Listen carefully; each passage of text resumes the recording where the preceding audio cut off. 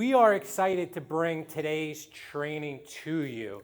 I think one thing when we talk to agents is anybody in this room getting a little tired of showing houses, presenting an offer to get beat out? Is anybody in this room, or is it just, yeah, I thought so, right? So what does everybody talk about right now? I see it on social media when I talk to agents, is everyone wants to know how they can get more listings. So what our goal is today is to help you get a little bit of a roadmap and maybe have you think a little bit different about your technique on how to get listings and create inventory. Carl, has the market shifted? Is that why we need to think differently? I think everything has shifted in the last 2 years. Have the traditional means that we've used in the last couple years, are those still what works today? It does. It does. But today we're going to unpack some different things, give you guys some different strategies that maybe you're not implementing. And it's not about implementing all these different strategies, guys, but figuring out what works for you and going deep with one strategy at a time. Right. And I always say this, if you heard me speak before, everything we tell you today is not going to get you a listing. You're not going to walk out of here and the listing God fairy is going to drop a listing on your doorstep. So I know about half the room is probably going to leave, right? What happens is what you do with this information and the action you take, that's going to determine what happens to your listing inventory. There's a listing inventory shortage for agents who don't have listings. For agents that do, they don't have a shortage. Correct. So again, it's all about what you do and the action you take with the information. Correct. So why listings? Why do people want more listings? Do you spend more time with a seller or do you spend more time with a buyer? You spend more time with the buyer. So you're able to spend the same amount of time with more sellers than you are with one buyer. I always ask this, where do you get your best buyer leads from? Besides referrals. Next. Your listing Bingo. leads. All right? I always say too, the sign call is still one of the most powerful leads you could get in this business because it's somebody sitting in front of the house who knows the neighborhood, who's interested in that house. Has anyone ever taken an internet lead, met them at the house, and the internet lead goes, I don't even want to go in the house, and they drive off and you never hear from them again? Right? You don't get that with the listing leads. Has anyone here ever had that listing and you had what I call the spider web effect? You take that listing and it creates 4, 5, 6, 7 other sales for you just from that one listing? All right, I just want to make sure. I was like, oh, was it only me when I was an agent that happened? So listings create leverage, create opportunity, and could create income.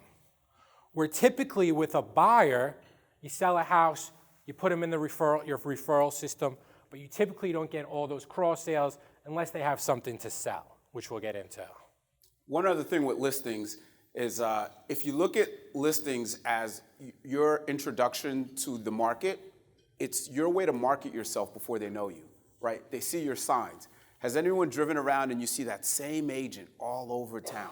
You make a left, you make a right, and it's their sign, right? I say listings are billboards.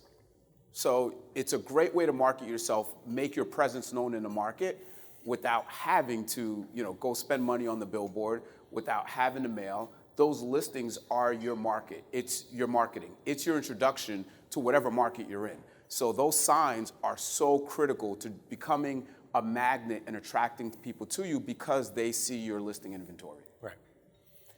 January 2022, I've never seen listing inventory so tight. Does anyone agree with that statement? There was no listings. Let me ask you, do you think in Central Jersey, we're just going to use CJMLS because it's smaller. In CJMLS, do you think in 2021 there was more sales or less sales than 2020 and 2019? More sales. But what do we say is inventory's tighter? But there's still more sales. So the sales and the deals are out there, but if you look at the numbers, but everything's just a lot more competitive, right? And we want to go through some of the reasons it's more competitive. January, we saw a huge slowdown with the spike of COVID. Because what's happened is some sellers didn't want a lot of people that come through their house. And what do we do as a great job as realtors on social media? We show how to scare people about all the people that have to come in their house. Carl, what do you mean by that? Well, who here has seen the post on social media or might have done it where they take a picture of an open house or they talk about the 50, 70, 80, 100 showings that's going to happen through their house? Do you think that might turn off some people? If you guys were sellers, would you want 50 people in your house in this day and time? No. So that has created a lower inventory. What else has happened is we've had the rise in mortgage rates. And a lot of people say to me, but Carl, shouldn't that be slowing down? I mean, shouldn't that be opening up inventory because of less buyers?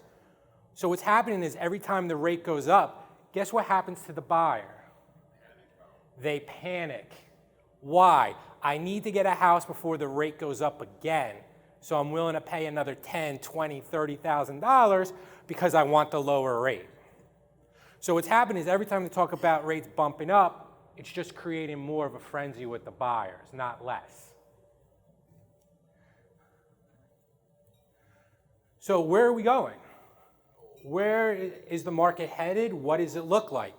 So I was looking at the numbers. We're up about, for some areas, 25 to 35% pre-pandemic. I had the pleasure of being in the market in 2008, where inventory went down about the values went down about 30% in most areas around here. So let's just say 2008 happens again and the prices go down 30%. Where are we at? We're around pre-pandemic pricing. And I don't know about you guys, but in 2005, 6, 7, there was a lot of buyers buying houses with very low rates. You know what the very low rates were in 2008? 4.5. They're never going to get this low again. Now people hear 4.5, they're like, oh my God, I'm getting robbed. Olivier, what do you mean 4.5%? Right? In 2005, during that hot market, that was a good percentage. But Olivier, what type of mortgages did we see a lot back then? We saw a lot of subprime mortgages and basically loans being given to people that really didn't qualify. I mean, you had a pulse, you got a loan. You worked at any job, you were making 6 figures on your loan application. And that's what caused 2008. But how many offers are you losing because somebody was all cash? Because somebody had a bigger deposit? Yep. Somebody had stronger terms, they waived the appraisal, but they're putting the money down. It's a different ballgame than what we were looking at in 2008. Exactly. So I think we're going to see more inventory come on. You know why? I mean, we really just can't see less. I mean, some towns have 5 listings. We literally can't get lower inventory. And I have the pleasure of talking to a lot of agents, and all the agents I've been talking to, everyone's saying, hey, I got some stuff coming up, I got some stuff coming up. So we're going to see more inventory in the spring, but we're not going to see a slowdown in the immediate future of buyer demand. Great. One thing I want to touch on about where we go, a lot of agents are very good at closing the listing appointment, getting the seller to sign on the dotted line. That's awesome. But if you don't help them with the where we go, if you don't focus on their next move, guess what? What do they do with their listing after they get multiple offers? Right. They freeze, they panic. Wait a minute, I don't have a place to go. Let's take it off the market. So guys, even the listing agents, you have to solve that problem. Where do we go? They're nervous about the future. Oh, I'll rent for a year. But what if I don't find something in a year? We're still in the same inventory crunch. And what is the rental market like right now? So what's happening is people are thinking, yeah, I'll sell and go rent, and then their rent payment's higher than their mortgage payment. And they're like, well, we might as well stay where we are until things change. Most of the withdrawals that I've seen or temporarily off the markets are due to the sellers getting sticker shock at the rent cost being higher than their mortgage or just nowhere to go. So you have to focus on that. If you want more listings, yes, you're great at closing the appointments, but you also have to fix the where do I go and have the solution to that. In other parts of the country, like Las Vegas, Atlanta, where some of the biggest home buyers are financial institutions, hedge funds, and what else, they're buying the houses, and then they're buying the apartment buildings. They're controlling the market of rentals. So that is also holding back. Has anyone heard that from a seller? Like, hey, I would love to sell right now, but where do I go? Right? People are saying, I want to go to Florida. Well, guess that market's insane. So, it's going to be like this for a little bit. But I always say, too, is that's why if you have a buyer, we always talk about marketing our listings. This is the time to be marketing your buyers. I have a buyer looking for X, Y, Z, because marketing the buyer will help you create the inventory of someone who's looking to sell. So if I was in sales right now, I would really, really be doubling down on marketing my buyers, which everybody has right now. Yep. And what is another biggest factor in your listing inventory? NAR just released, there are more realtors in the industry today than ever before. Good way to put it. Right? Has anyone here lost business because you had a client whose brother, sister's aunt's niece just got their license, and we know how busy you are. Yeah. We see how busy you are, and we want to give them a shot. Does that ring a bell to anybody? So that adds up too with the amount of agents that are in the business. That's going to cut into listing opportunities.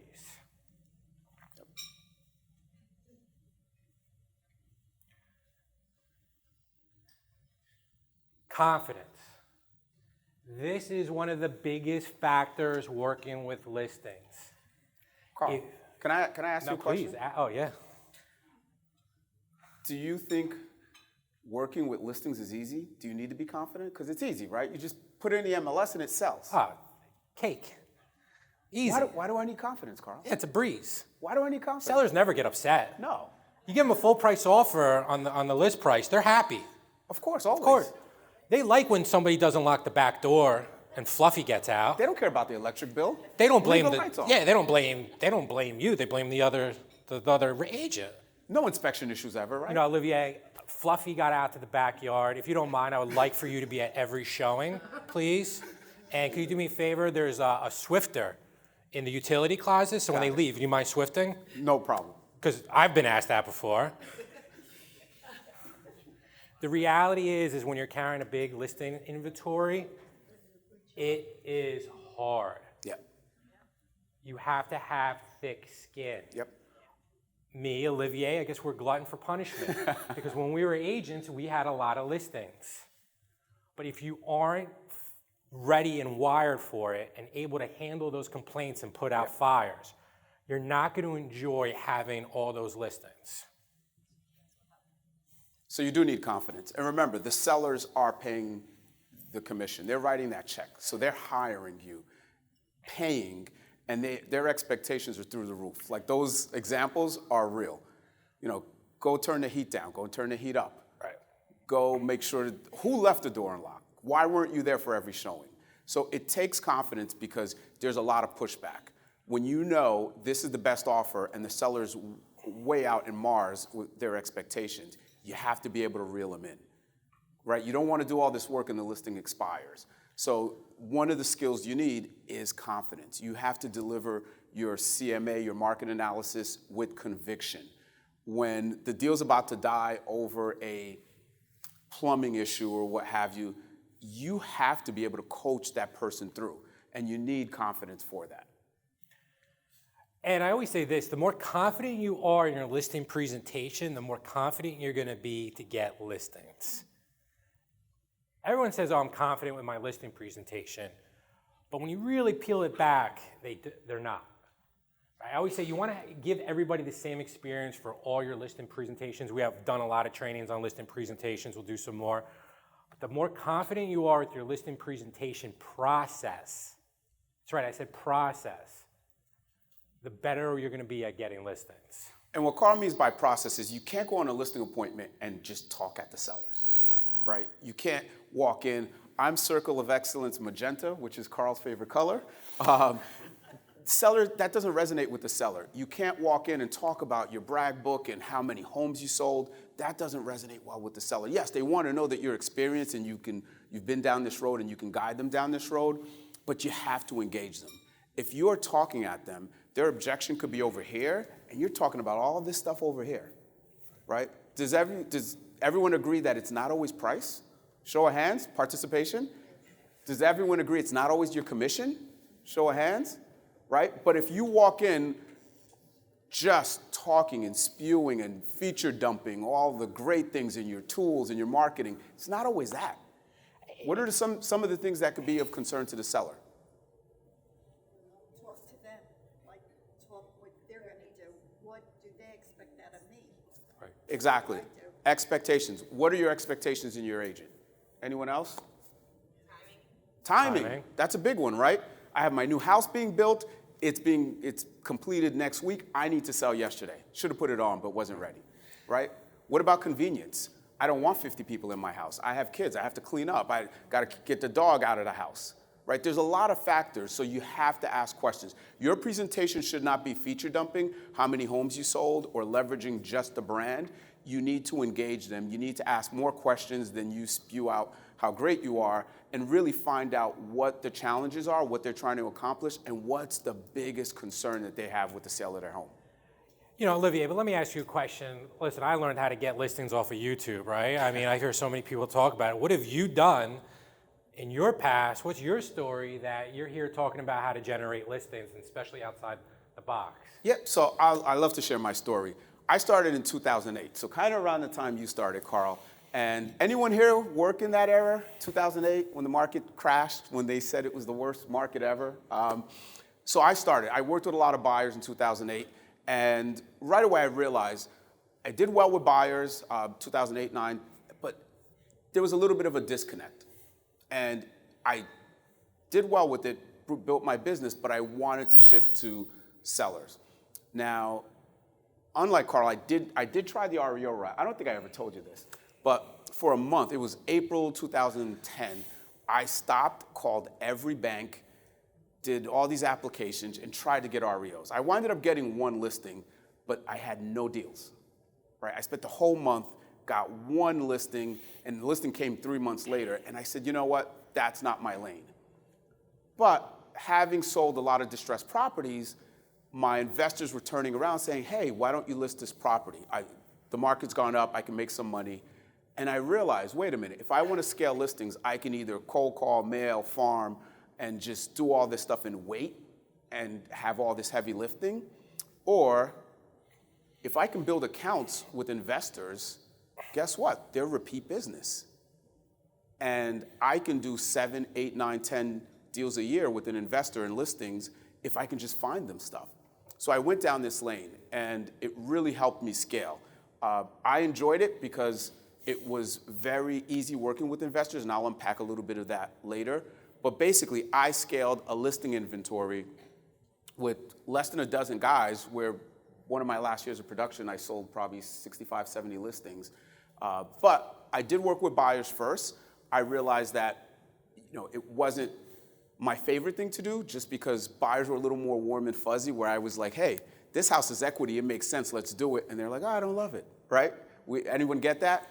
And I realized I needed more business to business, and the investor pool worked for me. But having the listings really shifted my insight to the business, because it allowed me to scale and do more. So then I just went all in on listings. So that's my story, Carl. I think some people here may not know your story.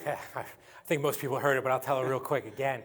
It's April 2006. I was 25 years old. I got into the business. And I'm sitting there on my desk one day at Century 21 going, what am I going to do to make money? I was like, what mistake did I just make? So I tried to figure out what to do, and with some kind of guidance from some people, I decided that I was going to go into the distressed properties, because we started slightly seeing the shift in the market at the end of 2006. In 2007, I listed and sold 56 properties in my first calendar year in the business by going the route of REOs and distressed properties. I'll even share a little story. It might have been 2008, 2009, I had a listing in Roselle, New Jersey, and a young, eager buyer's agent, Olivier Lewis, made an offer on the property. Right? You never know what's gonna happen and where your world's gonna go. And I like to tell this story because Olivier sold them a $60,000 house in Roselle that I had listed, which I think flooded during the process. He ended up listing that house a few years later and selling them an $800,000 house in Mendham. Correct. Right? Carl, thank you for bringing that up because, agents come into my office, especially the new ones a week in, and they're like, hey, Olivier, I know what you did. I want to just be a listing agent. But that reinforces, I did a lot of sales as a buyer agent before, right? I learned the business. That's what gave me the confidence to go out and get listings and work with investors and work with builders and just learn the business. But you have to kind of graduate to being a listing agent. Can you do it out the gate? Yes, you have to be really, really good to do it, but without the experience, you're not gonna have the confidence. So I say that not to discourage anyone that's day one and wants to go after listings, but the more you know, the more confident you'll be, and that will help you. And it pays. All your buyers are future sellers. You just have to stick around for the lifespan of them becoming sellers, right? And we'll talk about that a little later. So let's talk about some of the traditional ways people generate listings. There's really not that many avenues. You got your FSBOs, you got expireds, you got your past clients, you have mailers. We're not going to talk about any of that today. Right? We've done trainings on all these different techniques. I'm not saying these techniques don't work. I mean, your referral and your database is always going to be one of your number one ways to generate business. But what we want to do today is either go through something and put a little twist on it or give you different ideas on how you can generate listings. I'm going to say don't come out and try to do all 5 of these things. Maybe just pick one that you think is going to work for you and double down on it. And these are all strategies that we've done or working with people around us. Right. First things first, who here has a Google profile, business profile? Good. Everyone should be raising their hand, right? The Google reviews are the new Zillow reviews. And what do I mean by that? 5 years ago, I was standing up, I was telling agents, hey, clients are gonna go to Zillow, they're gonna check out your reviews. Who here ever bought something off of Amazon? Come on, it's a pretty dumb question, right? What happens when you buy something off of Amazon? What do? Do you read the reviews? All right? You read the reviews, you get the feedback. Guess what clients are doing? Even clients who were referred to you through somebody that you know, they are checking out your reviews. They're Googling your name. Right? So Google reviews are a great way to generate that social proof. And Google's reviews over the last year has gone through a massive, massive, massive change. So Google reviews will help you rank higher organically when people are searching in towns and areas. It will give you that social proof and make you credible. So you also want to be there to be ahead of the curve. Some things you don't want to do with your Google reviews. You don't want to send out your Google reviews to everybody and say, hey, review me and I'll review you. Has anyone ever done that? Or been in a group where they say, hey, review me, I'll review you? Google will flag it. You don't want to you don't want somebody to come over and say, hey, I'm going to have a Google review party. Everybody come over and write reviews on your phones off my Wi-Fi. Google will flag that. And you know what else Google does when they flag it? Let's just say I send Tess a Google review. She does the Google review. Tess sees that she did the Google review, but Google flags it. Guess who doesn't see it? Everybody else. How do you think Tess is going to feel when I go back to her and say, hey, Tess, do you mind the Google review didn't go through? Would you mind doing it again? When she sees it, do you think she's going to want to do it again? No. How many times have you sent somebody a Zillow review and it doesn't go through and you get frustrated? So with the Google reviews is you have to make sure you're sending it to your past clients, that they're doing it on their cell phone, their computer, their whatever else. You don't want to get into a Google review party, like, hey, you know, here's my client appreciation party, do me a favor, everybody give me a Google review, because you will get flagged and they won't appear.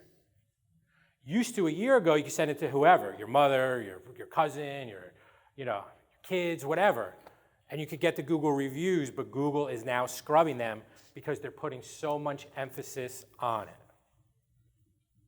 Less subject to change too, right? Last year, does everyone remember the one real estate portal where your reviews stopped showing up? Yeah? Well, Google's not going to do that. Google is such a big search engine. They need the reviews. They want to compete with the Yelps. Everyone's using it. It's less subject to the volatility of real estate search engines that may pull the plug, or they're changing their algorithm or something, and your reviews come off. So that's another reason why. And the fun part of this business is I'll be up here in 3 years being like, remember when I told you to get Google reviews? Now you want to get reviews here, right? Because that's how this business changes. Yep. But I would be really focusing on Google reviews. So let me ask you, we did a mastermind here last March. Yeah, March. Right, upstairs. Who here was at the mastermind? Just raise your hands. Okay. I talked about Google local service ads then. And I said, if you're not on it, you need to get on it. It is now taken over. Yep. It is blown up. I'll show you what I mean. So Google local service ads is a way you could pay to get featured on Google. So I'll just show you little things about it. So I Googled here, this is a true screenshot, best realtor in Philadelphia. Who here was at our top agent panel in September? Right? My good friend out of Philadelphia, Maria Quattrone, she's up there, #1 on Google ads. And you can see here, I know it might be a little tough, there's a green check mark that says Google screened. Maria Quattrone, she has 413 reviews. Whoa, hey, clicker. Sorry. No problem. She has 413 reviews with 4.8 rating, 17 years in business. She has 4 times the amount of reviews of everybody else up there. Yeah. So this is what happens. You see, too, there's hours. So I must have did this at about 8 o'clock last night. I procrastinate, all right, if you connect the dots. So it says here it's open till 10 p.m.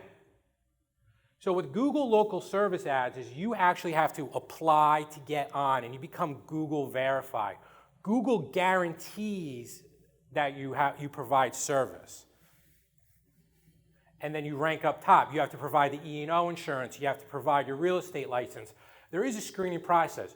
So every time somebody calls you off of that, you get charged. Kind of like Google Ads.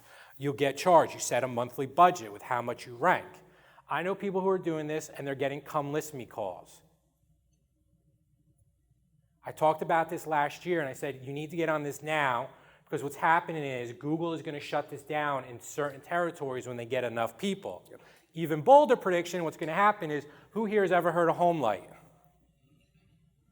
Does anyone here know who owns HomeLight? I'm going to give you a hint. Google. So my theory is eventually they're probably going to start making referral fees instead of making you pay monthly, because they'll probably make more money, but that's down the line. But what's happening is if you're Googling this, this is how you get up to the top with these screened ads. And like I said, these are come list me leads. So what happens is, why does she say that she's open till 10 p.m.?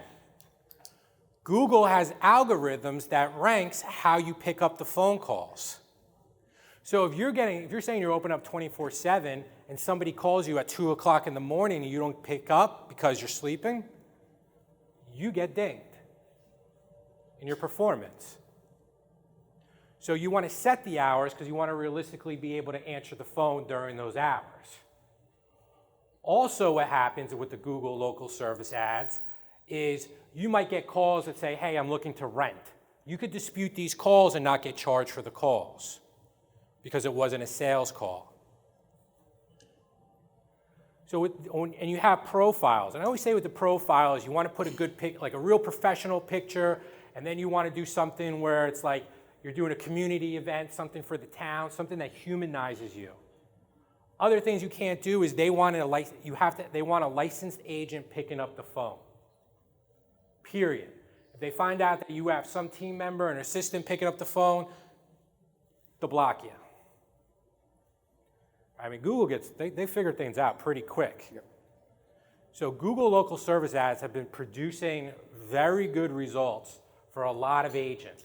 And it was new when I was talking about it last March, but now it's not so new. And a lot of people have caught on. Yeah, and I'll touch on how impactful Google is. How many people here, show of hands, when you open up your browser, whatever you use, Chrome, Firefox, it's Google? How many people here? It's most people in the room. Right. Would you think most of your clients and consumers are also on Google? So when they type in best realtor or top realtor in East Brunswick, Hamilton, Cranford, et cetera, don't you think they're gonna just pretty much go to the Google service ads when there's X amount of reviews and ratings and everything else? That's how powerful Google is. Love it or hate it, that's what everyone's using. Meet them where they are. And before 200 people ask me how to set up their Google local service ads, I'll give you a hint. Google how to set up Google local service ads. There's plenty of tutorials out there, because I'm gonna admit right now I can't help 200 people set up their Google local service ads at one time. But there's plenty of information out there on how to do it. Yep. But this has been, people have been getting massive results. And I think there's gonna be a time where Google will shut down people getting into the party. Yep. Right? And I know when I was 20 and the red rope came out and I got cut off from going to the party, I wasn't too happy. So you won't be happy yourself. So again, Google local service ads, and we'll try to help you with it. Yep. Does that make sense to any questions on this? This is pretty complex, but pretty easy. Is there a way to bring the Zillow reviews No. into the test reviews? Nope. Nope. That's why I'm saying now if I would be directing getting Google reviews. Shift it to Google, shift most of them to Google. Right, because you just can't copy paste your Zillow review or pull it in. There's no API. You got to remember, Google looks at Zillow as a competitor for traffic. So they're not going to they don't bring it in. And they want authentication, so they want to make sure it's authentic. And on top of this too is, again, if I was an agent in production, what I would be doing too is, you see under here when you Google best realtor in Philadelphia, oh, stupid clicker, sorry. Best realtor in Philadelphia, there's ads that come up. There we go. Here, ad. What's number one? HomeLight. What's number two? My Agent Finder. All these are referral companies. So if I was focusing on a couple towns, if I just wanted to be in certain towns in Middlesex, Mercer, Union, Essex County, is in those towns, I would set up Google ads. And this is how, before anyone asks me how to set up a Google ad, I have no idea. When I tell you I have no idea and I've never done it, but I've gone on Fiverr.com and I've paid somebody a pretty low amount who knows how to do it to set it up. It's amazing what you can get on Fiverr.com. Fiverr. Right? And you can just pinpoint those towns. So if someone's Googling, best in this town, best in that town, you could probably get yourself to rank on the ads. Does it cost money? Yes. But your other alternative on Google is to do SEO. And SEO is a very long process. And the truth is, your SEO is probably never going to rank better than Zillow, Trulia. They have it locked. But local service ads and Google ads are a great way to get on top of the Google search. And another great way to do it is if you do a video and you put it on YouTube. Who owns YouTube? Google. What's the second largest search engine in the United States behind Google? YouTube. YouTube. Did you say Bing? I'm a little disappointed in that. Come on. I'm just kidding. So YouTube is the second biggest search engine. So they own it. So if you do a video and you write best agent in East Brunswick, best agent in Hamilton, best agent in Cranford, and you get people to engage with it and like it and push it, it can also help you rank on Google. I know I just unpacked a lot. Are there any other questions on this strategy before we move forward? Ashley? Before, the Google reviews were only for businesses, weren't they? Did it change to now where you can be an individual? Well, it's a business profile as a realtor. All right. All right. Any other questions before we move on? So everyone uses your office as a thing? So that I mean, you got to use the office address. I started it and I got stuck there with the office where like now I'm saying that your office is my business. Well, because you have to put the office address to be compliant. I know, but that's where I kind of got stuck. Because they said this office address is already taken. I mean, I'm not sure.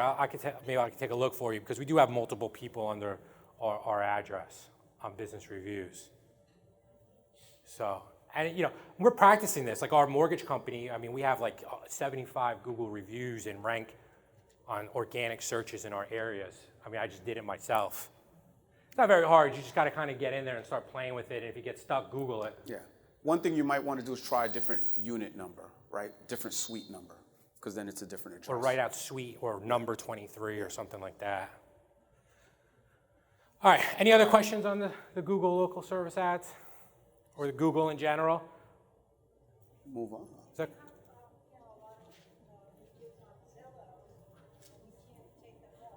right. So when somebody, if you set this up, and you don't have, It's a process. It's a good reason to reach out back to your past clients. Hey, thanks for doing that annoying Zillow review for me. Do you mind doing it on Google now? But it's a process. It's a hassle, right? It's good to have reviews in all these type of places, but it can get cumbersome to the consumer. But yes. No. Question was, can you link your Zillow to your Google reviews? I mean, you can put a link that goes to your Zillow page, but you can't shift the reviews over. All right.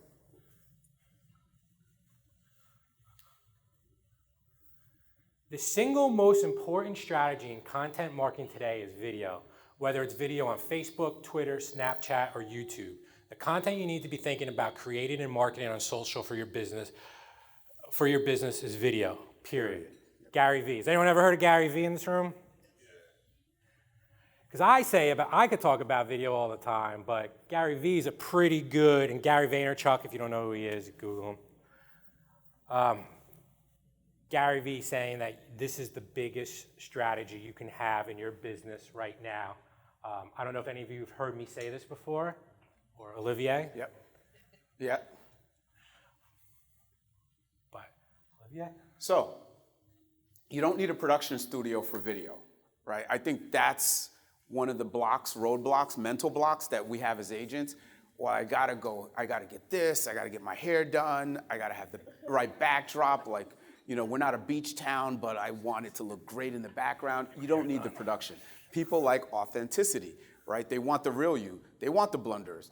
The Carl messing with the clicker, that was almost intentional, right? Because that's real. That's what happens in the real world. When it's too much of a production, it's not really you, and people could see past that. So your Android, iPhone, whatever you're using, that's your production studio. Our coach always says, your crappy video is better than someone's non-video or absent video. So don't let that roadblock get in the way. Get video done. We love this one. Well, I don't sound the same, and the way you sound and look on video is who you are in real life. I see everyone laughing. Whether you like it or not. That's the reality, guys. And I hear agents, well, I don't want to play it back, then let it rip. Put it out there. I can't watch myself. That's who you are. That's who you are. And just if you could get the roadblock and the mental block out of the way, guys, people know you for who you are. And it's just on video. That's the only difference. So don't let that get in the way of doing video. It's who you are.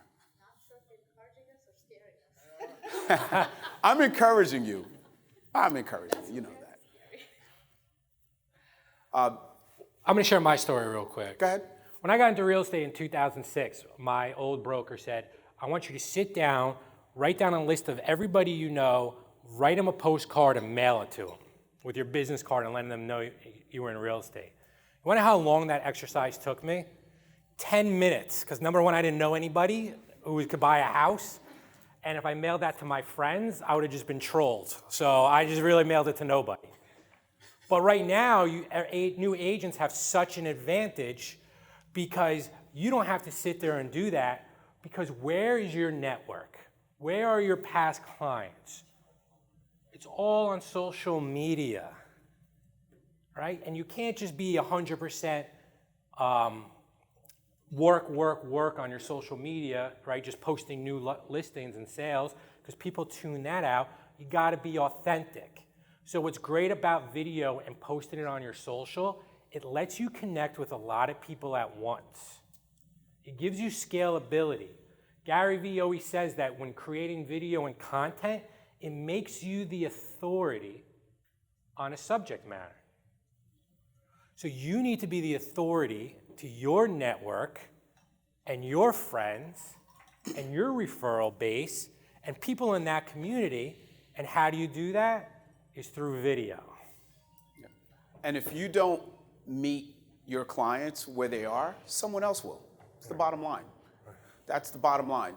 Everyone's on social media. You need to keep in touch that way, and you need to be in front of them that way. It's the easiest way to get in front of a large amount of people. From a best practice standpoint, based on your experience and rough numbers, percentage, video standpoint, percentage-wise, how much, real estate related, and how much where I ate yesterday or dog stories or... Good question, good question. So you should have a mixture. You should have probably a third of it be educational, a third of it be entertainment, which is the what I ate yesterday, and a third of it be motivational, right?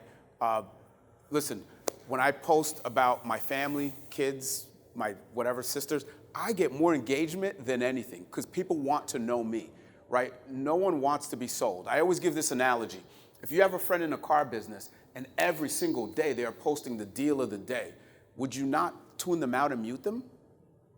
No disrespect to any car people here, but right, you can't be the realtor where it's just sold, just listed. Just imagine if your friends posted every Friday, I got paid today, I got paid today, I got paid today. That's what we're doing when we're putting just sold, and that's your whole timeline, right? So you have to mix it up. You have to engage them with who you are. You have to be a person, otherwise you're a bot, you're a real estate bot. No one wants that. They're not going to engage with you. They're going to mute you. They're going to unfollow you, but still be connected. And you think, hey, I have 1,000 friends. No, you have 100. Right? And what's the key? What is marketing? Like really, at the end of it, what is marketing? It's telling a good story. I was watching the Super Bowl commercial, and all I heard was the Sopranos music, the recap of the drive. I don't even know what the ad was. Yeah. Right? The next day I realized it was an ad for an electric truck. Yeah. But what did they do marketing-wise? Is they told you a fantastic story that resonated with you. I always say, you should never just post a just sold with the person holding something. Tell the story, tell the journey. People engage with stories and that. If you don't know how to, if you get stuck on how to do it, is just follow what Olivier and I are posting. I posted yesterday to get people to register for today's training. I didn't say, hey, just come to my training, it's gonna be awesome. I told this journey about my story, about being a listing agent, and how we're gonna share that and pass on some of that knowledge to whoever attends today. So marketing is telling people what it's like to work with you before they actually work with you. Have you ever had a client say, if I knew how easy the process was working with you, I would have done it sooner? Yeah. So what I say to you is not shame on them, shame on you for not marketing well enough to let them know what it would be like to work with you before they work with you. Does that make sense to everybody? And there's so many great stories and journeys for our clients without getting too specific and exposing too much. You can tell a story that it took them years. You can tell a story that, they went through multiple bids. You can tell whatever the journey was, and people read into that. It's like a novel, right? Oh my gosh, that was amazing. You helped them so much. And that's what connects you to your database, et cetera. So just whenever you can, I'm not saying don't post to just solds or just listeds, but you do have to mix them up with you, your family, your friends out. You have to be inspirational, but tell a story around it and not just like another one sold or another one listed. Give a story, engage. All right, Olivier, sounds good, but I don't know what to do. You know, I have the camera in front of me, I have the phone in front of me, and I freeze. Does that happen to anyone in this room? All right, this is the real secret. Come on, we're all friends here. Who's took a video, rewatched it, deleted it, did another one, watched it, deleted it, and then you just never did the video? Come on, who's done it? I can't just be me, because I've done that a million times. I'm like, oh, I missed a spot on my head when I was shaving. Come on, we're all human, right? It's happened to all of us. So you just have to get over that fear. And we've done so much production, professional production videos. Some of the best engaged videos I have is me in a baseball hat outside the gym at 5:30 in the morning going live. So Olivier, I don't know what to create. What should I do? I mean, what can I do that sellers might care about, that could get them attracted to me? I'm glad you say that, because people think video is going to attract buyers. No, you can target your video to sellers, right? Educational. Who here at their house gets mailers of just listed, just sold? I get them all the time. I actually save them. I have a drawer full in the office. But who here is getting real market snapshots, updating them on the market? Do you see the difference for a seller? Telling them that you just listed 123 Main Street and it sold for $300,000, that's a 3-bedroom ranch, and I have a 4-bedroom colonial, doesn't really resonate with me, right? It's not my market, it's not my home, it's not my value. But if you're giving market updates, in Jamesburg today, 30 homes sold last month, average price was $450, 29 new listings, 15 days on market, that resonates with the market. What do sellers care about? Yeah, what else is selling around them, Yep. right? What's the comp for their house? Yep. You know, they think it's $100,000 more, but that's a whole nother story, right? But that's what sellers want. Yeah. And does everyone agree that sellers want a local agent that knows their market? How's a way to demonstrate that you're a local agent and you know the market? Feature businesses, support local businesses. That makes you hyper-local. We have 2 agents here. I love this story. I probably told it before to some of you in here. 2 agents here went to lunch, had a RE/MAX badge. Owner of the restaurant says, oh, you're an agent, I want to see a house. They're like, oh, let me give you the info. No, I already looked it up. I want to see the house. They showed the house, I think that evening. $800,000 later, they close, right? Hyper-local. Then, here's the fun part. They come to the office and they're like, guys, you guys have to eat at this restaurant. It is the best restaurant in Cranford.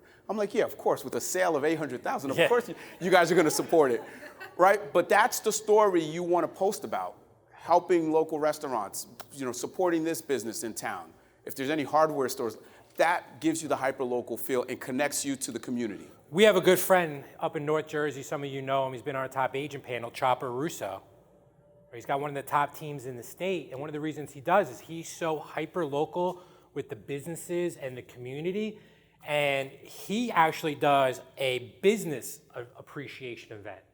So he takes all the local business owners that they do business together, and he hosts a dinner and everything, and he invited me. I said, hey, Chopper, why do you do this? He goes, I promote them, they promote me. He goes, I can tell you how much money I got in return from just these businesses. So just think about this. You know, you're promoting the business. Who here has driven past a new restaurant opening up in town, and right away you're looking it up, you want to know information on it? Or think about it, you can get then you go on social and you see somebody interviewing that chef, and then you want to go in. It's just making you the expert in the area. Somebody knows the area. We have agents in our office, some are in this room, I won't call them out. I could give them an address of a property in their town. They could tell me what color the siding is and what the shutters are. It's actually scary. Like, how do you know that? Because I just know that town. Do you think that's something that a Zillow or iBuyer or the internet can compete with? Right? These national companies that are trying to buy houses and sell houses and whatever the case might be, what one advantage do we have on them? is they can't be the #1 resource in every single town in the country, right? But we can be. So you're promoting these businesses, you're putting it on your social, you're emailing it out to your past clients, you're getting in front of people as the expert in that town, and you're also creating an advocate for somebody who's going to refer you business as well. You guys seen how this all connects? Anyone ever like befriend the owner of whatever it is, car wash, barbershop, whatever it is? You befriend them, you support their business so much. How many of you have gotten referrals from them because of that?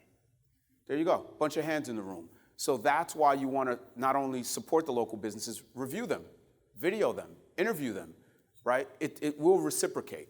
Don't do it for that reason, but it will come naturally. Town events, big way to gain exposure. Again, it's being part of the community.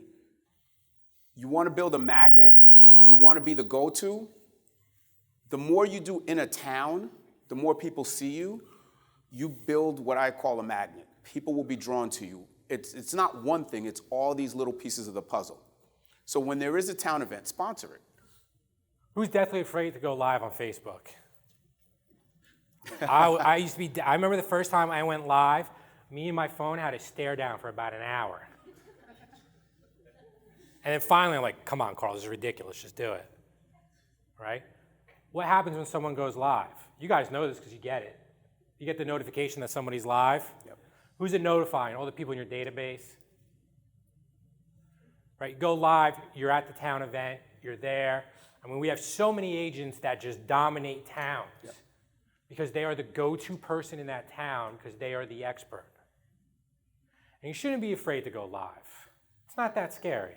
I did it the other day for the Super Bowl in our Facebook group, and it was upside down. I was like, well, it never gets easier. So I had to do a second take. That's life. It's okay to be real, especially in a world where you go online a lot and it doesn't seem to be.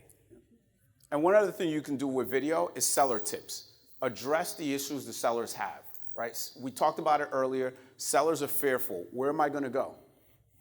I don't want the line of 50 people walking through my house.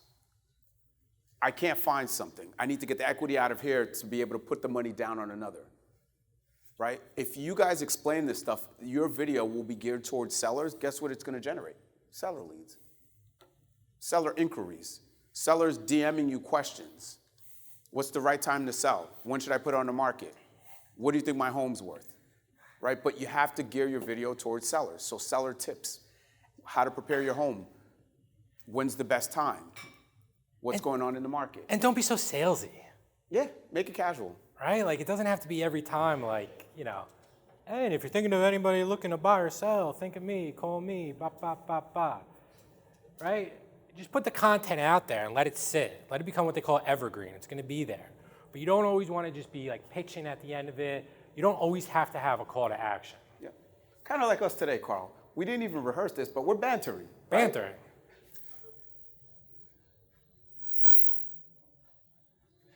Like I talked about, video will make you the local leader, and it also is going to show that you're different than other agents. If you go in and meet with somebody, be like, we leverage video, like, well, I've never seen you do a video. Yeah.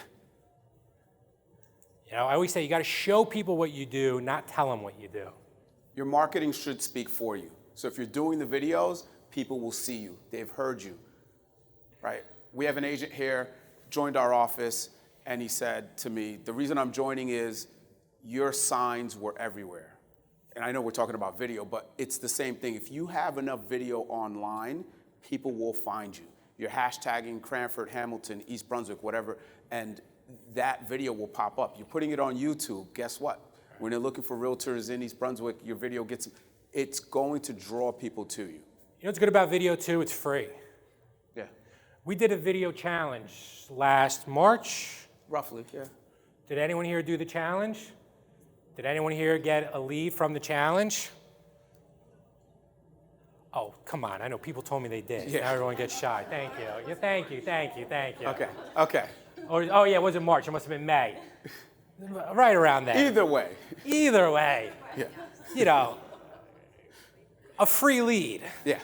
All you have to do is step outside your comfort zone. Yep. And you just got to be consistent with it. Yep.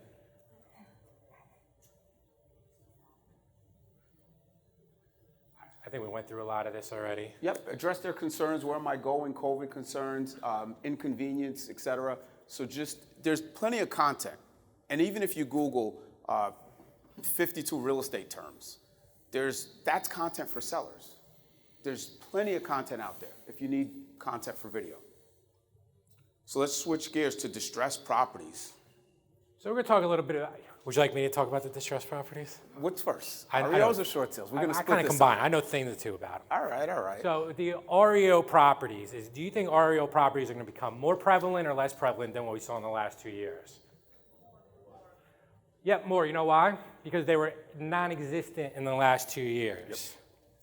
I'm still very in touch with a lot of REO national people. And when COVID hit and all the moratoriums, excuse me, if anyone saw my post about my speeching problem as a child, I just had that happen right now. So with the moratoriums and everything, that they literally shut down the sheriff sale process. They shut down evictions. They shut down the sheriff sales. So what was happening is there was all this inventory that was sitting there, nothing could happen, but now that that's lifted, we are starting to see an increase again in REOs and short sales. And just in case anyone in the room is not completely sure, a short sale is basically the foreclosure process before the sheriff sale date. The sheriff sale date is the actual process of the property going from foreclosure to the owner, transferring back to the bank. Does that make sense to everybody? So the REOs is the after, the short sales is the before. So what happened to me is I started doing a lot of REOs. I'm going to give you guys the secret of how I got REOs. Right? This is the secret that people are charging hundreds and thousands of dollars to tell you. Number one, I worked. Nothing was given to me. I used to go to the sheriff sales Monday, Tuesday, Wednesday, Thursday. I would go to the sales because they weren't online, and I would write down the results of the sales. 123 Main Street went to Bank of America. I'm going to date myself a little bit. 123 Main Street went to Countrywide. 124 went to Washington Mutual. I would track the sales, and then you know what I did? You guys ready? This is the big secret. I cold called the bank. I said, hi, my name is John. I live at 127 Main Street. I saw that this property just went back to sheriff's sale. I would really like to speak to somebody about the property. I didn't say I was a realtor. I wasn't lying. I was just, getting around the gatekeeper. And then I would get the right person on the phone that would make the decisions. And I would say, hey, Olivier, I was told by Joan that you're the person in charge of foreclosures for New Jersey. Is that correct? Yes. Fantastic. I'm actually an agent that handles REOs in New Jersey. I would love to send you some information. In fact, 123 Main Street just got foreclosed on, went back to your bank. I did you a favor. I drove past the property. It's already vacant. I would like to send you some pictures. Would that help you? You see how I ended it? Would that help you? I didn't ask, can you help me? You didn't right away ask for the listing, Carl? No. And he would say sometimes, if Olivier was the asset manager, say, listen, I already have an agent that property is going to be handled by. No problem, Olivier. I just wanted to see if I could help you. And maybe in the future, if I see another property, is there an opportunity that I could possibly work with you and show you what I can do? That's it. And I got into banks, and what happens is it's a small world. One of the asset managers would leave, go to another bank, say, hey, Carl, I really liked working with you. It's a relationship business. I used to find out about the asset manager. I knew their kids' names. I knew their spouses' names. I used to send little congratulation cards if they got a promotion, something like that. Because I wanted to stand out on a list of 200 agents why they should give that asset to me and not Eric. You're also known as the Cookie Monster. Yeah, so some of these people in this room have experienced this. And when I would send the initial conversation, I would send them a tin of cookies for $30. It would have the brand on it, my name, my contact information, and I would mail them the cookies. You know why I did that? Because how many people do they talk to and hung up the phone, and they don't remember them right after they hang up the phone, right? They basically brush you off the phone. So I got their address, I sent them cookies. I can't tell you how many times I would get a phone call saying, I got your cookies, thank you. Oh, by the way, I just got a property that came in Sayreville. Can you handle it? Oh, sure, I can handle it. But that's what I did to build my REO inventory. And I always had a large REO inventory because I never just dealt with one bank. I would do this for multiple banks because the only thing that happens in this business that they're certain of is that there's change. Because this bank, there was banks called IndyMac. And I'll tell you this quick story. I'm out to eat with my dad in 2008. Literally, you see people running into IndyMac banks in California to pull their cash out like it was the Great Depression because the bank was going under. I remember eating my steak going, well, there goes that client. Right? I dealt with all these other banks, Washington Mutual, Sun, even the names, Fremont Investment and Loans, all these banks that are no longer here. But I always had a large REO inventories because I never put my eggs in one basket. And that's why I always tell people too, you don't want to put all your eggs in one lead source. Or you want to have 2 or 3. You want to have that balance. But that's how I built the REO business. I mean, that's the quick 30-second story or 2-minute story of how I did it. And we've done other REO trainings. I mean, I do whole trainings just on REOs, which we'll do again. But that's how I got into it. You know, I never fell in. A lot of people are like, oh, I do all these BPOs to try to get an REO listing. To me, the time you're spending on doing those BPOs and the return you're getting, to me, is a deal breaker. Because I know because a lot of these agents would do my BPOs for my listing. Like, you're not getting the listing. It's already mine. So what happened in 2011, there was a moratorium stopping short sales. REOs. There was this is when Dodd-Frank came along, and it was called the robo-signing, right? That banks were signing off these deeds and documents, and they basically shut it down. So I was going from 30 properties a month to 4 properties a month. And I was like, man, am I bored? I'm like, 4 properties, I could do this, no problem. I had systems, the team built out, everything ran itself. So what am I gonna do? I said, well, I already know how to deal with the banks on the back side. I might as well figure out how to deal with them on the front. So I started going after short sales. You know what I loved about short sales was I didn't get pushed back on price. I didn't get pushed back. I didn't have to do open houses. I never got asked to do a broker open when I started listing a bunch of short sales. I was like, this is like a dream come true. No commission objections. No commission objections. So I knew what the banks would look for. I know what documents they required. So I'm like, how do I get short sale listings? Because I remember I got my first short sale listing. I'm like, this is great. Because with REOs, is what they don't tell you is, you know what else you do when you're an REO agent? You're a free property manager. You're making sure the lawns are cut.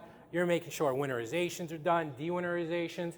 I've spent many of days in courtrooms. I had a warrant out for my arrest because of an REO property. And I went to I'm like, you gotta be kidding me. I'm like, I'm a realtor. Right? I was in Pennsauken once, meeting somebody, and I was looking through the windows, and the next thing I saw, there was 4 cop cars surrounding me with guns pulled. It's like, I'm just a realtor. Like, oh, we saw you snooping around. Someone called the cops. But with the short sales, we had a process, so we learned how to market it. Remember before when we talked about Google Ads? I set up a website for short sales, and I promoted it through Google Ads through the state of New Jersey. We were able to get our pages to rank high on Google. We were taking 10 short sale listings a month, with people calling me, come list. And we had a system down. I was in and out of the house in an hour with everything. Hand the file off, on to the next. We were a well-oiled machine.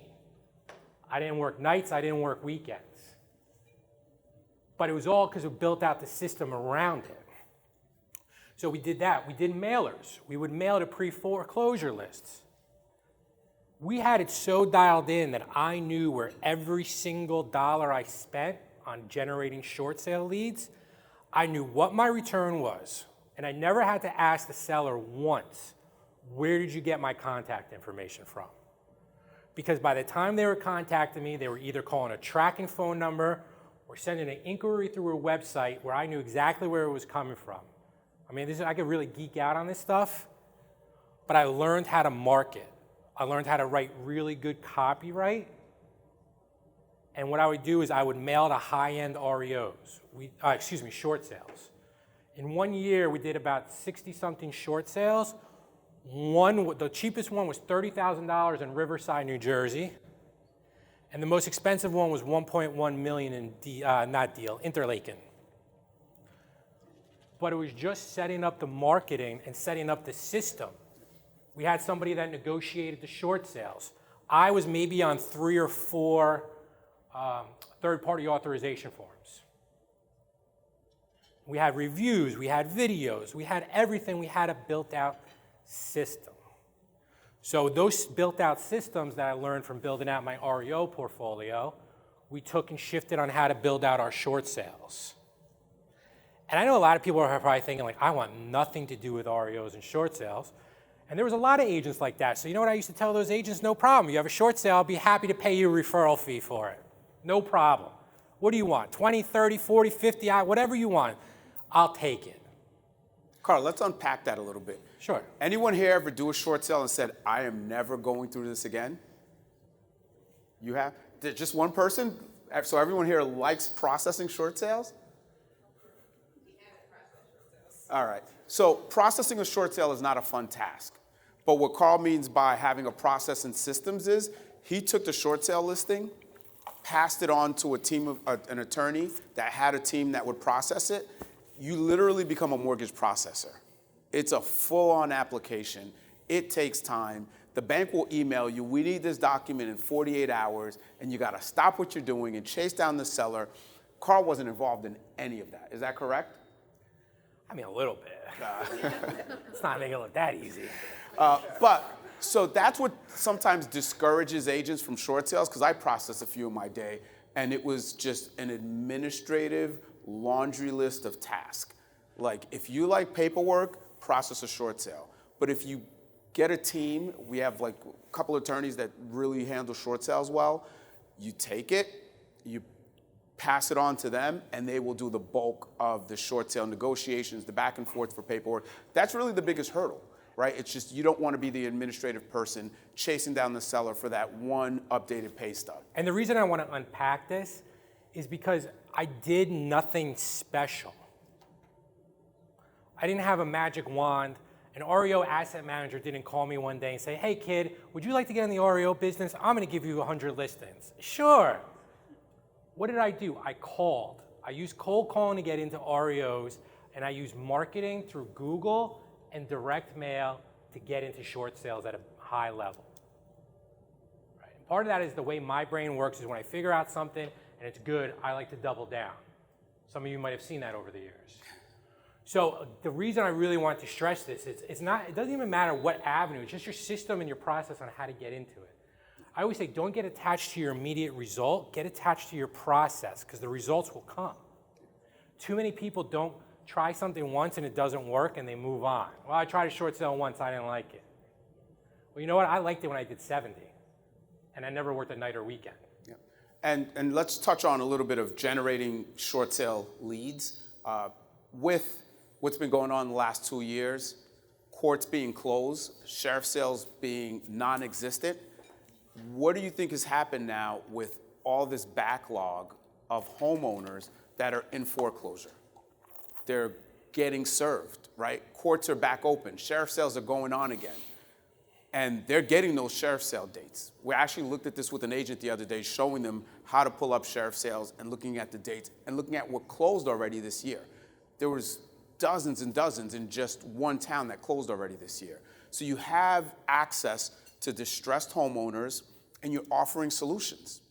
They are listings, because they either list the house as a short sale, sell the house, buy themselves some time, possible relocation money, lower impact on their credit than a foreclosure. There's like a lot of good around that. And if they do nothing, what do they become? A foreclosure. And they get kicked out anyway.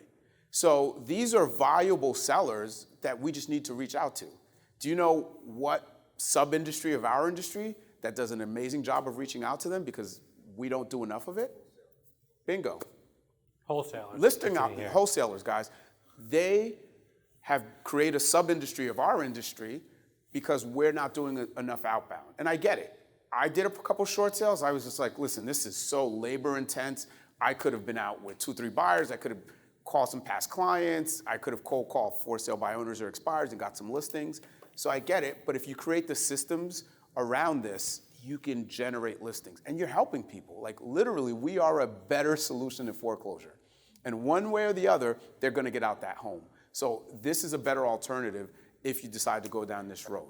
So Olivier, you talked earlier about how you built a large listed inventory, and I remember it, and a lot of the agents in the East Brunswick office probably remember it when you were an agent in the office before partnered in Cranford. Yep.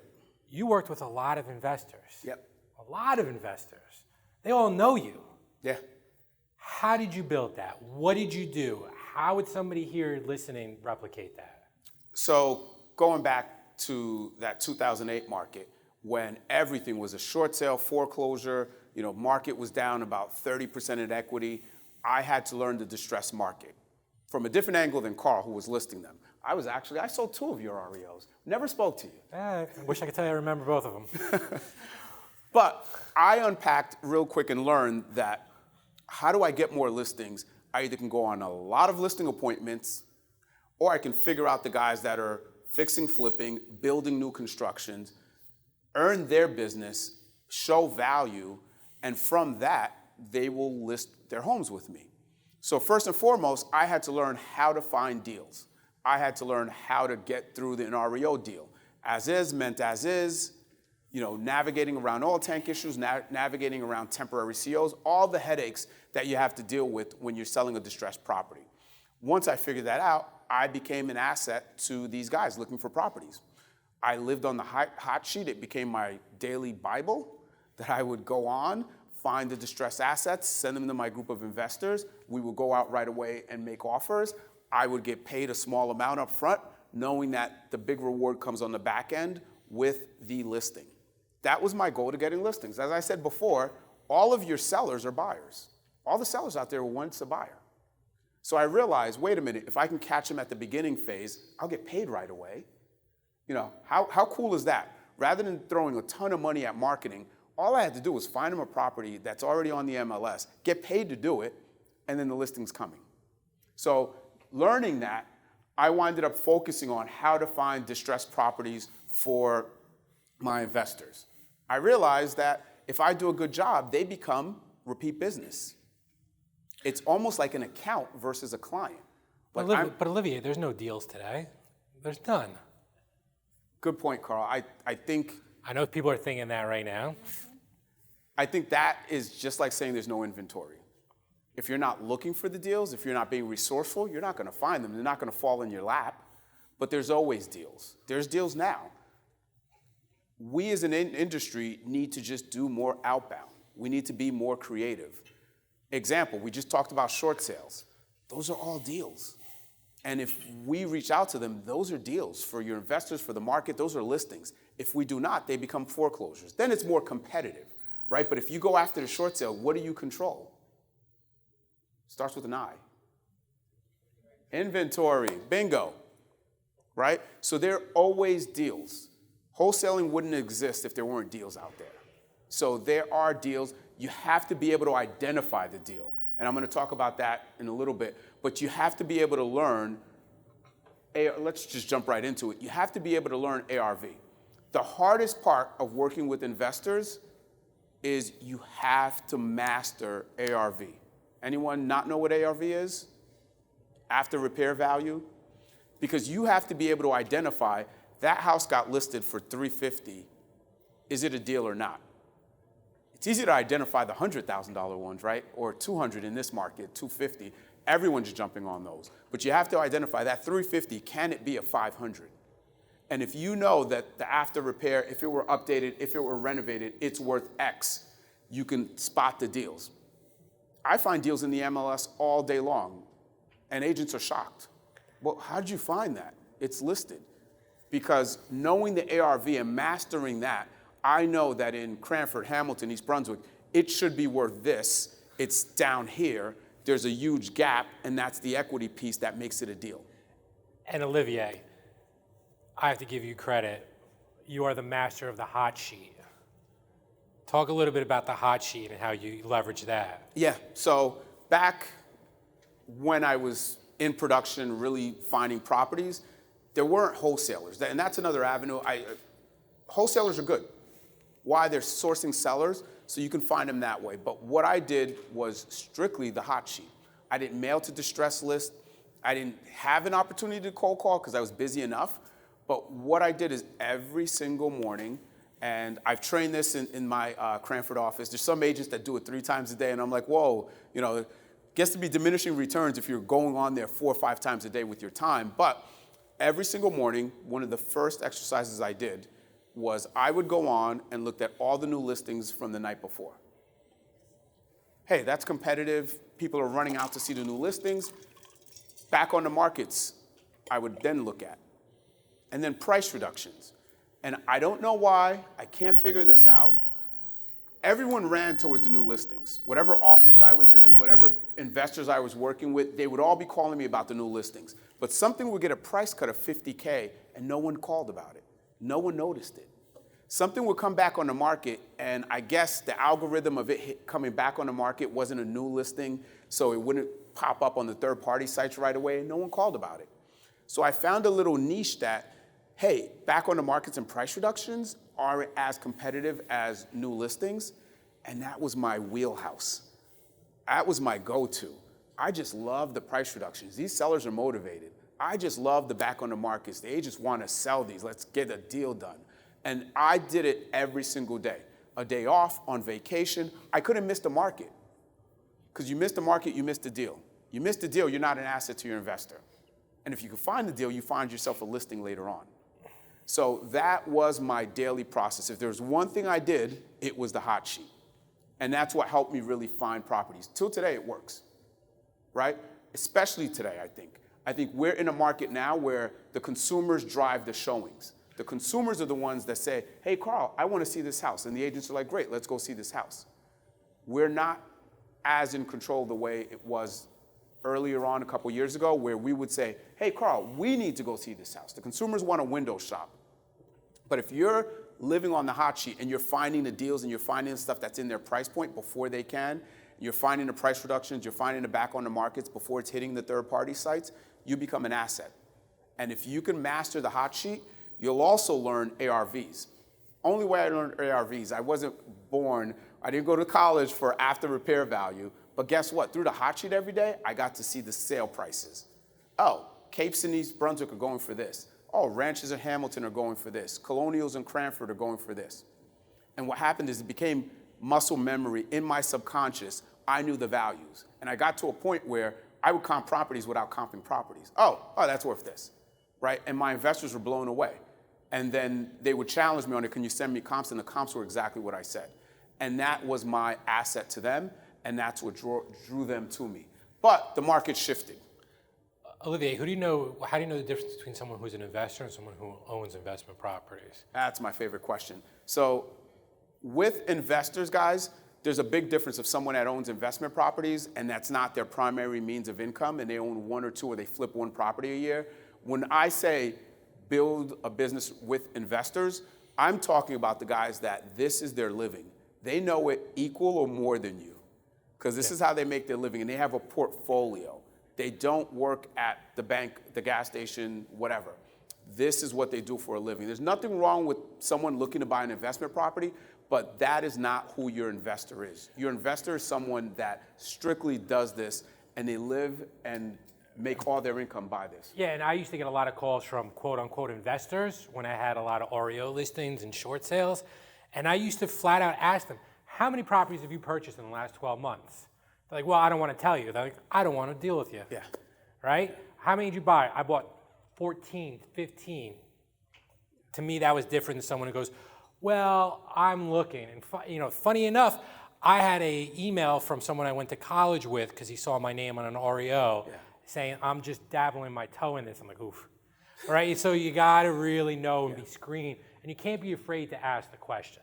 Yeah, and there's nothing wrong with someone looking to buy an investment property. You treat Right. them like a client. Right. But if you try to build a business around them, you become the property manager, you're at Home Depot, you're designing the place. That's not what you're doing.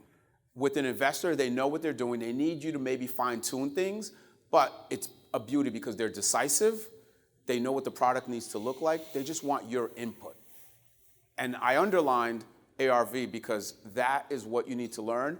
And then you have to learn the hot sheet because if you can find the deals, you're so valuable to them. So treat them like an account. Remember, it's repeat business. So you do have to go above and beyond. You have to accommodate them. But I'll tell you, one of the things that really blew my investors away, that got them to be loyal, is I provided luxury service and I treated all of these listings, no matter how bad the area or good the area, the same. And you have to show them what you're doing. These investors are making money and they know that listings are easy and they know that there's a dozen agents just waiting for the listing. Do brochures, do floor plans, take professional photos, write a description. Here's the kicker, send them the brochures. There's a little bit of ego, right? They want to see their product. They enjoy seeing the product. If you can do that, what happens is the investors are like, Olivier's earning his commission. And if you've never read an Olivier Lewis description on the MLS, it is the best descriptions out there. It's true. People talk about it. All jokes aside, so when I was an agent in Carl's office, he used to have meetings and like reading my descriptions out loud, embarrassing me, which is all good. Because they were the best descriptions, though. And it just showed, it made Olivier stand out from the rest of the competition. And to that point, which is true, I used to ask my clients and investors that would call me, how'd you find me? Why'd you call me? I would literally ask, like, why'd you call me? Because I always wanted to know what was working. You'd be surprised how many times, probably 3 to 4 times, people said, you write descriptions. These other agents, I don't know anything about the house. Like, there's just bad pictures. You're marketing yourself towards the next client. So I knew that, and I definitely marketed myself. But once you have these investors, same thing with builders, show them what you're doing, because they're writing big commission checks to you. And if you can show them, I can find you properties, I can do a great job marketing properties, and here's what I'm doing to earn my keep. One of the things I did that was it's not secret sauce, but I've talked about this. Whenever I took a listing, I'd Google it, and I would print out the listings on 10 different websites, Zillow, Realtor, Trulia, RE/MAX, and the competitors. All the other real estate brokerages, CB, KW, I would print it out and send it to them. Here's my marketing, I'm executing. Whenever there's a buyer looking for your criteria, they're gonna find it. And you know what that did as well? Showing them that I'm earning my commission. If any other agent got in their ear saying, we could sell your house, we could market it, what did the seller say? It's already on your website. Olivia, you guys are already marketing it. So what are you gonna do different?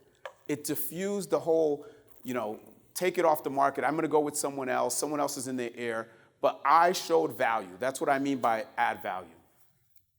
Now, real quick, let's switch gears to buyers are future sellers. This came out last week. 75% of home buyers acknowledge some regret over recent home purchases. Guys, this is Inman last week. Huge number, 75% of buyers have some regret. Is now more than ever the most important time in our business to keep in touch with your past clients? Absolutely. What does that say? That says that they're not happy, and at some point, they're gonna be ready to sell. But if you guys don't keep in touch, if you guys don't add value, you're gonna miss the sale. Real world, somebody moves out of Midtown Manhattan because they get to work from home, move into the suburbs, they have to go back to work, they start commuting. Do you think some of them might be thinking, oh, did I make the right decision? Right? And prices have gone up 20%. So, okay, it's more than what I paid for 2 years ago. Do I sell and go back? Yep. So this is my favorite strategy. You know why? You don't know how to do the Google ads yet. Short sales is not your thing. You don't want to become a property manager for the REO banks, but you all have past clients. cost zero. But your time to follow up, your time to be consistent, your time to help them. Ask survey questions. One of my favorite questions to buyers, I call them sellers because if they're eventually going to sell, to buyers is, hey, this is on the 1-year anniversary that you should have in your Google Calendar, and you should be reaching out to congratulate them on the anniversary and not waiting for them to say it on Facebook. But when you call them, say, hey, would you buy the same house all over again? That's it, right? And when you get that no, there's a seller. You just have to help them. And if it's a yes, congratulate them. I'm so happy that you're happy in the home. If you need anything, I am here. But your buyers are sellers. We just have to be there through that relationship for when they're ready. Survey buyers, pay attention to life changes. Like Carl said, now they're like, I bought this in a rush. I was in a bidding war. Anyone ever buy something on eBay? No one? Everyone's Amazon these days? Okay, eBay. Have you ever overbid and you're like, why did I bid that high? Right? Because you get into the emotions. Buyers are there. It's like, I shouldn't have bought that home. And 75% feel that way. It's our job. These listings are there. We just have to keep in touch, help them, answer questions, and eventually you'll get the listings. So I think out of the 4 strategies here, that's obviously the easiest one for everyone to implement. You can't implement them all, guys. Pick one, really focus and double down on it. But if you want sellers, there's no magic pill. You got to do the work. Okay. Did anyone learn anything new today? Care a little clap if you did. Does everyone like the Carl and Olivier show? Should we do more of this and take it on the road? I gotta get a new wardrobe if I do. Get out of here.